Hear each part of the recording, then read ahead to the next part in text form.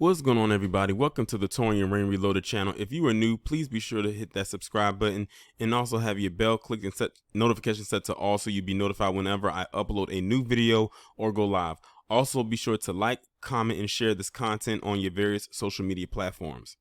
So today we're going to be talking about this POS that you see on your screen, and POS is actually putting it lightly because there's so many other words that he deserves to be called. Now, before I actually get into it, this story almost lines up with the story that I talked about what happened down in Sanford, Florida with the 16-year-old black boy who was basically berated by these two PC thugs, and they threw a stone-shaped rock through his car window of a very nice car. I believe he was driving a Benz, all because he was driving through their neighborhood and they alleged that he was burning out in their neighborhood. This story right here kind of lines up exactly with that, but the only difference is it doesn't involve a car. It does involve a type of transportation, and it was in another state. But I think what makes this one even worse is because the victim in this crime was even younger than the one down in Florida. So here you have this piece of shit in the picture whose name is Jameson Chapman. He's 48 years old, out of Connecticut, and this guy got into it with this 11-year-old black boy who was riding his bike. He started yelling at him. He started saying expletive things to them, all before telling him that he needs to get the F out of his town. That's the lineup right there with what happened in Sanford, Florida. But then he gets physical with the boy by pushing the boy off of his bike, and the boy falls to the ground. Now, luckily, the boy does not sustain any physical injuries like anything sprained or broken. He probably could have if he fell the wrong way, because he pushed him with some force. But it got to the point where it has now traumatized this boy to where I read somewhere, and it's probably going to pop up in this article. And even if it doesn't, I'll mention it now. It says that it said that his mother is stating that he's now afraid to leave the house. The boy has been traumatized by this one act right here. But I'm going to go ahead now and get into this article. And look at his mugshot. He looked like he don't give a damn about what he did. But I'm going to see what they're talking about. A Connecticut man was arrested after he pushed an 11-year-old boy off his bike and told him to get the F out of town because he didn't grow up there. Jameson Chapman, age 48, was arrested and charged with assault, risk of injury to a child, and breach of peace after he threw Daniel Duncan, age 11, off of his bike in Deep River on Monday. Video footage shows Chapman yelling at the young child after accidentally bumping into him while Duncan was out playing with a friend. And I'm going to link the video in the description. The video suggests Chapman told Duncan to ride his bike on the road after the accidental encounter, as Duncan can be heard saying, "I'm going to get hit by a car in the road." So he telling this boy to ride his bike in the road, knowing damn well is a chance that he might get hit. He's caring about his own safety, but this piece of shit doesn't even care. Is basically saying, I don't give a damn if you get hit by a car. Just don't ride your bike in this part of town or near me. That's the vibe that I'm getting from him. Biking on the sidewalk is legal in Connecticut according to the state's Bicycle and Pedestrian Advisory Board. Chapman appears to be unhappy with the response, angrily telling Duncan to get the F out of here before asking the child, "Where did you grow up? Did you grow up in Connecticut?" Now, this can also not only relate back to Sanford, Florida with the most recent incident, but some other incidents that have happened, like the one in South Carolina. The one I mentioned that in the Sanford, Florida video, where you had that PC over aggressive military personnel get into it with this other black male. Now notice the pattern here. PC male, black male. And what's interesting even more so with that is that these are older PC men berating young black men or black males or black boys. Because as far as I know, two of them would be minors. The one in Florida was 16, which means he's a minor. The one I'm talking about now is 11, so he's a minor. I can't remember the age of the other one in South Carolina. I think he was an adult, but he was definitely young. He was like barely into adulthood. So he was like 19 or up. I would say between 19 and early 20s. But there's the connection. You have the much older PC male berating the much younger black male. That's the other pattern right there. Never are they the same age. or within the same age bracket. Because they already know if they were in the same age bracket, it probably would never go down like that, honestly. When Duncan, who is biracial, responds he hadn't, Chapman tells him, then get the F out of my town, out of his town. I didn't know the town was named after him. It says the boy's friend who was filming the encounter responded, this ain't your effing town. Moments later, Duncan can be seen being shoved off his bike, his whole body flying as Chapman stalks away in the rain. The boy can be heard crying out in pain, but Chapman never once turns around and checks on the boy sprawled out on the pavement. Duncan's mother, Desiree Dominique, says that Chapman asked her son racially motivated questions and believes the encounter should be classified as a hate crime. However, Chapman's estranged daughter Alexa Chapman and his ex-wife Kellyanne Abbott Chapman told DailyMail.com they had never known him to be racist. Now they're getting on code. His ex-wife, and estranged daughter. Now listen to that. I find that to be very interesting. They said his ex-wife and estranged daughter, which means there's no connection between the three of the there's no connection between him and the ex-wife or him and the daughter, because estranged daughter basically means they're not seeing each other every day. They're not together they're not together around each other often. Ex-wife, that's pretty much laid out and simple. They're not together. They're just not in a marriage anymore. But I found it interesting that even though the daughter is estranged from him and the ex-wife is divorced from him, that they came to be on code with him and saying that he's not known to be racist. It makes me wonder why did he divorce this now ex-wife, and why is he not having a relationship with his daughter? But they must like him enough to come to his defense and say he's never known to say or be a racist person. But again, that was them being on code for him, even though he's most likely a piece of shit to the both of them. The pair also wanted to make it clear that they do not hold the same beliefs as Chapman and have considered reaching out to Daniel and his mother to offer our support, Alexa told DailyMail.com on Friday. This makes no sense. So you say that he's not racist and you don't hold the same beliefs as him, then what is it?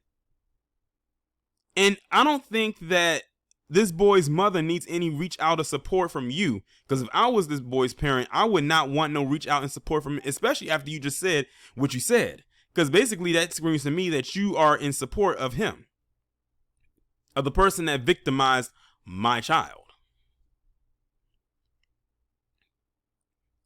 Alexa also says she and Kellyanne have not associated with his family since I was 5, except for inconsistent contact with him and one other cousin. Kellyanne also reiterated this and said he did not participate in raising his child and owes her $50,000 in child support. So on one hand, the ex-wife and the estranged daughter are on code by saying he's not racist. Then on the other hand, they throw him under the bus in one fell swoop and says the daughter says she has never had contact or consistent contact with her dad since she was 5. And the mother, the ex-wife says that he owes $50,000 in child support. You see how much of a switcheroo how fast that happened? It's almost like they were trying to protect him, but they were also trying to save themselves at the same time. It's like he is a piece of shit, but he's not a racist piece of shit. That's basically what they're saying. Alexa also claimed she believed her estranged father was under the influence when he encountered Duncan. My father has a long history of trauma-related substance and alcohol abuse, and I believe that when the situation happened, he was under the influence. Police have not commented on whether or not Chapman was high or drunk.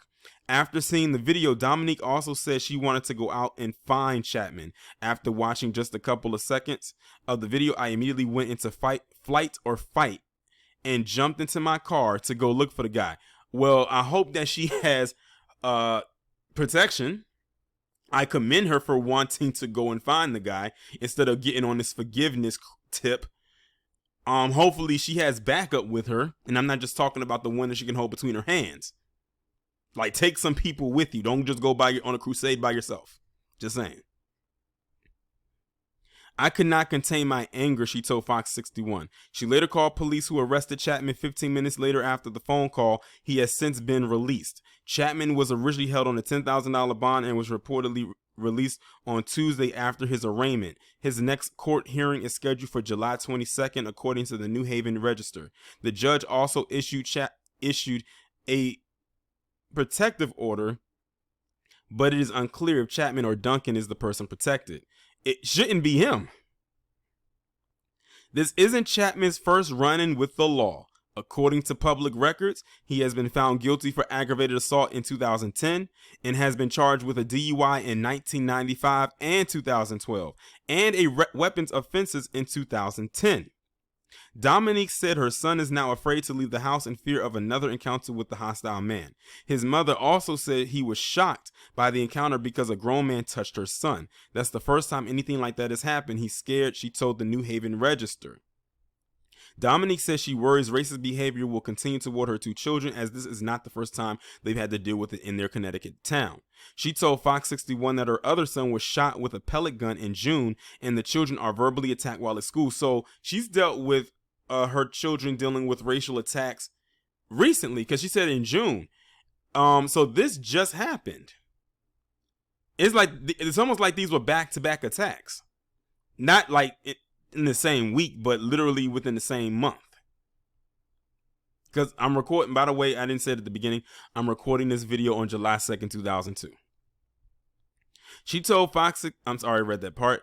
A message that used racist terms for people of color was also left on a sign in Deep River. Black people, let's just put it that way. Even though her sons will be classified as biracial, in the eyes of the so-called dominant society, they would be seen as black or nigger. That's what we keep trying to tell people. Yes, we know that there are mixed and biracial people in this world, but how many examples do we have to see to let you know and plainly put to you, especially if you are ones who going around claiming you're biracial, that they see you one particular way? Because if they didn't see you any other type of way, they wouldn't do these things to you. They wouldn't commit these same kind of acts that they would to a person who has two black parents. The issue of racism is very prevalent in this area, she told Fox 61. However, Dominique reminds her children that they are not their skin tone. In this society, that I'm afraid to tell her, but that holds a lot of weight. The town is reportedly planning public forums to address racism in the town, as if that's going to do a damn thing. Workshops will discuss behavior and thinking and how to prevent racism from happening. Let me hold you right there. It's not going to do anything unless you fight back. Like I said, I give her kudos for saying she was getting in her car to, pull up. And I wonder if that's why they would arrest him so fast. I wonder if they got wind that she was going to do that. And they're like, oh, we got to go get this guy, because if not, he going to be laid out somewhere. And we're also going to do it to protect her because she has two kids. Now, I don't see anywhere mentioned in this article, and I'm already more than halfway through it, of her being married, or she's with the children's father, or she has a boyfriend or anything like that. It looks to me like she's raising them on her own. Just wanted to point that out there, because I'm sure somebody in the chat is going to bring that up. Deep River's first selectman, its chief executive and administrative officer, Angus McDonald, told Fox 61 the majority of Deep River does not share the same views or condone racist behavior. I get tired of reading that or hearing that talking point, because every time that talking point comes up, some racist stuff happens. It's almost like it's a script that every town, school, city, municipality, or any other entity says when something like this occurs. And the fact of the matter is, we are in a global system of dub S. As long as that system is in place, racism will always be at work.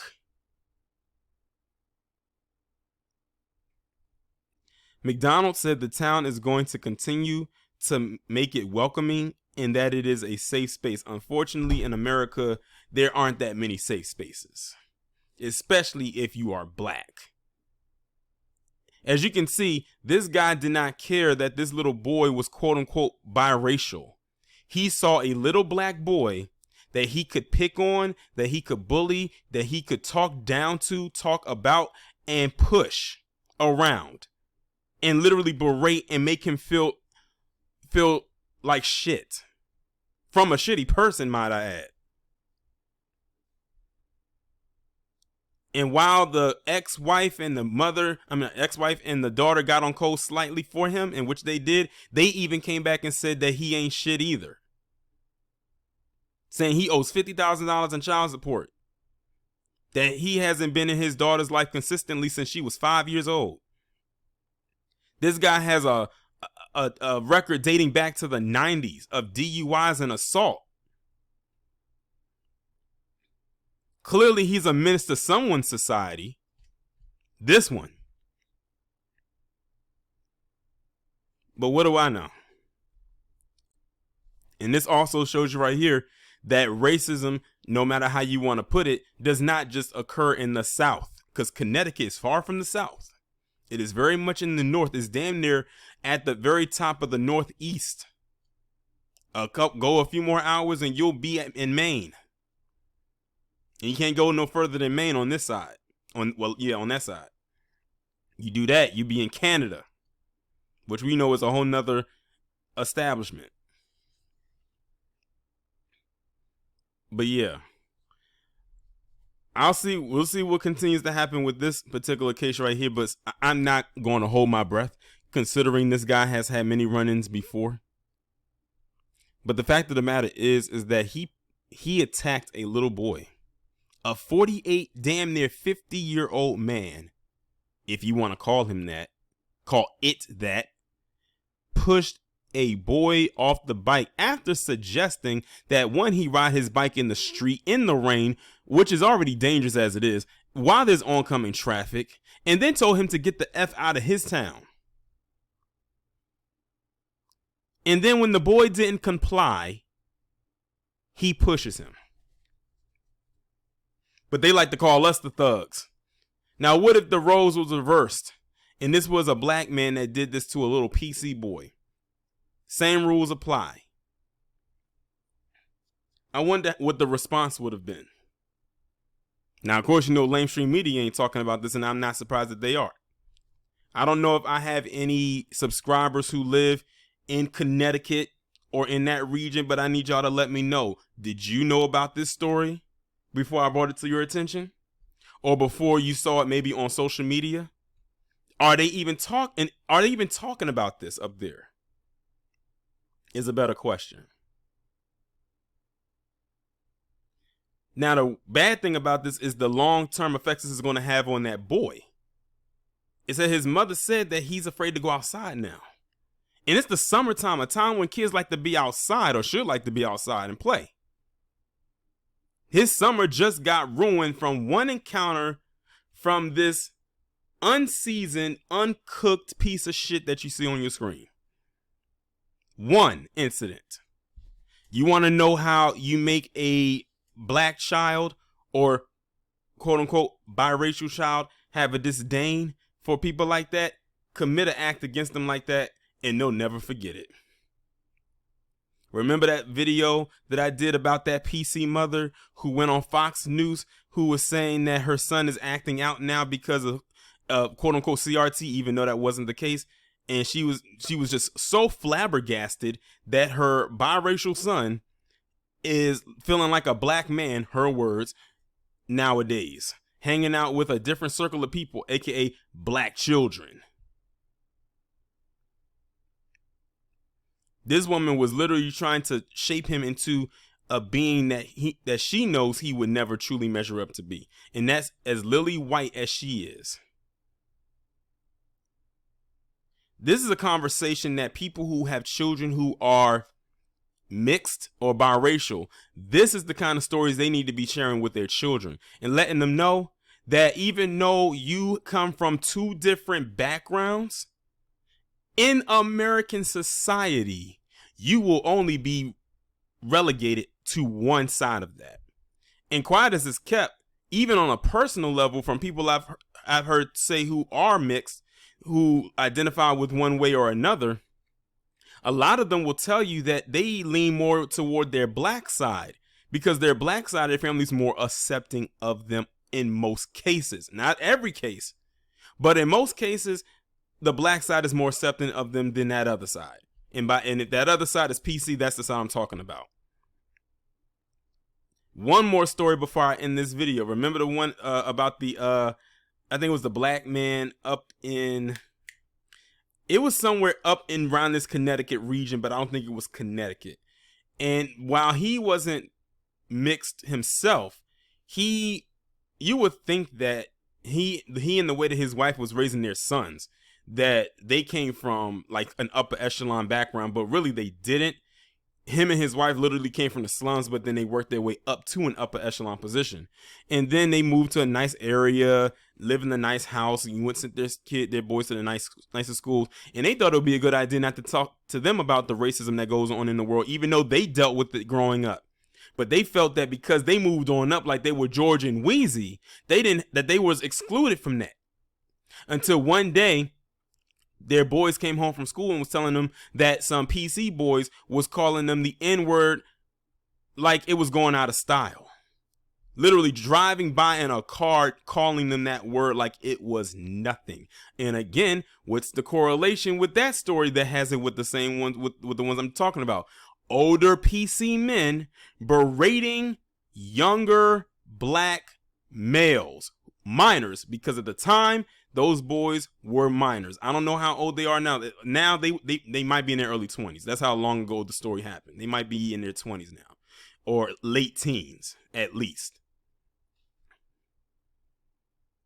That's just something I wanted to point out to y'all. But that's all I have for this story right here. Y'all let me know what you think.